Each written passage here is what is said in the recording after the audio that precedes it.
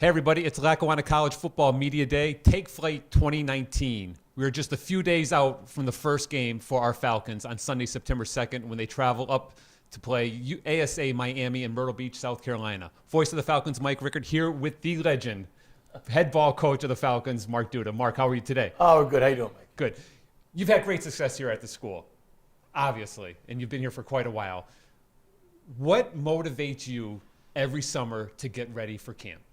You know, I think I've been fortunate enough in my life to be in a training camp as a player or coach since I was 10 years old. So that's 48 years. Loved every day. I think what we could do for kids is wonderful. I think the self-esteem they gain from playing football and the character they receive, I think along the way become better and better and better. So for me, it's a new group of kids every single year. It never gets old. It never gets stale. It's always exciting. Good. And for those that don't know, coach does not shave during camp season, right? So how did the removal of the facial hair go? All right. It was time. It took a little bit of time. It was a little tough on the razors, but we got it. We were a little worried about you, so we just wanted to check, make sure you're okay. And to have the success that you have to have a great support system, right? And so obviously family is very important to you. And Mrs. Coach was just out there during media day, during photos, getting everyone in line. How important is that to you, and how important is your family to you? And your It's success? extremely important. You know, Denise Duda went to school here, and I met her here. And she's been on every trip that we've taken in the last 27 years. So we're always together as much as we could possibly be. And now we're fortunate to have our daughter Taylor, who works in admissions now. She got a job at the school, so the whole family's involved with Lackawanna. And I honestly think we lead the group. Awesome. You're assistant coaches, right? You can't do it all by yourself. You've had a staff with you for quite a while. Tell us a little bit about your assistant coaches and the role that they play for you. You know, they wear so many hats here. You know, a school of our size, our athletic department does a great job, but we have to fill a lot of spaces in. So our coaches are study hall mentors. They're financial aid directors. There are a lot of different things. And these guys have been with us for a long time. Coach Reese, the defensive coordinator, played for me here as a defensive lineman a long time ago. Has been here for 10 years. Coach Pardini, same thing, our offensive coordinator. Fantastic, high-energy guy all the time. And those guys are the full-time guys who are here. But we have a great ensemble of assistant coaches that are part-time guys who do a lot of things to get here. They're teachers. They travel for an hour both directions to get back and forth because they love football and love coaching the kids.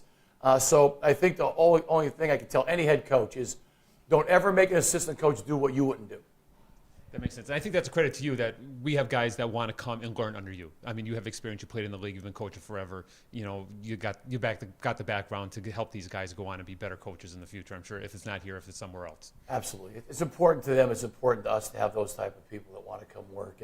And football's a lot more than 3 hours on a Saturday afternoon. Of course. Let's get into the 2019 season. Of course, new season comes, bunch of excitement, players, coaches, fans. I was fortunate enough to be around with you guys during camp. I see there's like a new feel to this team. How are you guys gelling? And compare this camp to other camps and other teams that you had. You know, it's kind of hard. The comparison's interesting. I don't think there's ever one team in my 27 years here have been the same. I think there's different leadership. There's different roles from people. Freshmen play a bigger part in some years than the other. But I think closeness is the most important thing.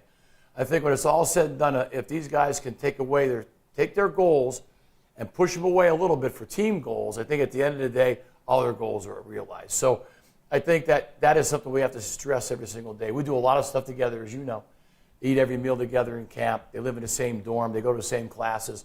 So I think we're going to kind of mold that so that when things do get tough on the field, I think they're together, not apart. And I think that helps build culture, too, with your program, right? So you have guys that are returning. You know, you got your news guys coming in. You know, you got guys, this is how it's done. This is the way it's going to be. You know, I think that helps build your program. I think it's impossible for a coaching staff or a coach to ever steward 122 players by themselves. I think the 60 returners who know how we do things, let those guys know on different occasions when they're in the dorm what's right, what's wrong, what's accepted here, what's not.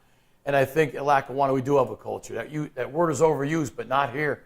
Certain things we do a certain way every single day, no matter what. And if people want to do those things, they're welcome. If they're not, they're not. So I think it takes us a little time to kind of establish that. Good. Who stood out most to you during camp? Any guys that surprised you on the offensive, defensive side of the ball? You know, we don't really get a lot of surprises, but we get guys who mature. My biggest surprise most of the time is a guy in the spring who's pretty good and comes back in the fall and is very, very good. Okay, so we've had some of that. We have, I think Fadarius Payne is a great football player.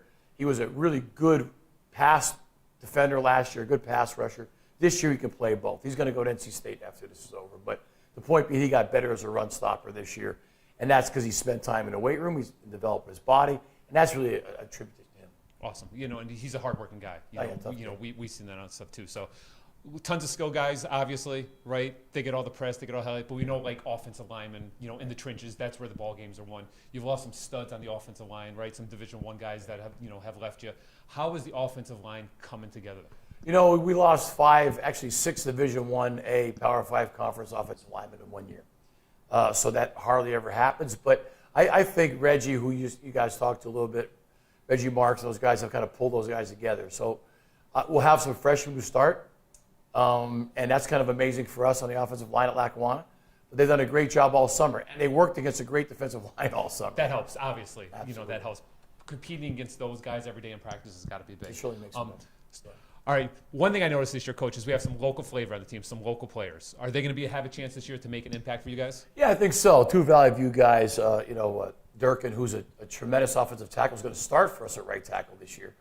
And our kicker is fantastic. He's a Valley View guy as well, can kick it from 50. So those 2 guys have been a big factor in it. And, our quarterback, is an interesting story. He's from Delaware Valley. And he was a hockey player coming out of high school, which is really kind of interesting for me. Went up to Canada and played junior hockey up there and came back. And I think he's going to win a starting job at quarterback. But there's a few other behind him, 2 young kids who are super as well. So quarterback-wise, toughness not an issue then if he's a hockey guy, right? No, he's super tough. We kept him out of all drills that were contact drills until this last Sunday, and he did a great job, carrying it. He's very confident. They call him Matty Ice. Okay, so that's kind of a cool name. Perfect. So those guys have done a great job too. Awesome, good. A couple more, Ben, and we'll let you go. Sure. Schedule. You're kind of going on your way this season to play some nationally recognized programs. You're traveling to Myrtle Beach to take on ASA Miami, and then a couple weeks after that, you're going out to Utah, I think, to play Snow College. I believe that's right. What are the challenges in making those trips? It's the toughest schedule that we've had since I've been here in 27 years. I think you need that. If you want to be a top 3 or 4 football team, you have to play teams like that. You have to play them away. The hardest thing about it is for our school of our size to travel, especially air flight for us, is very difficult because we are, we don't have our own airplane, of course, like Alabama or somebody has. So we have to kind of do that commercially, and it's tough. But Coach Reese did a great job in scheduling that to think through. And we like trips to be uneventful, right? We like them to be uneventful all the way to the game time and then get back on the plane and get where we're going. All right, Coach, last one for you. I spent some time with you guys, of course, in the weight room. I got to ask you about probably the most important piece of equipment that you have, that whistle. How is the whistle doing? I love the fact that you love that whistle. Tell us about the whistle. I think that whistle has saved my voice and maybe my life over the years. I think without us being able to take 122 guys and have them quiet or still to tell them what we need them to do, I don't think we'd ever get anything done. So I think it's a way of us to kind of quiet the room really, really quickly, and also kind of a discipline thing for them too. Because in this day and age, it seems like everybody's always talking and never listening. And so that whistle helps us control practice.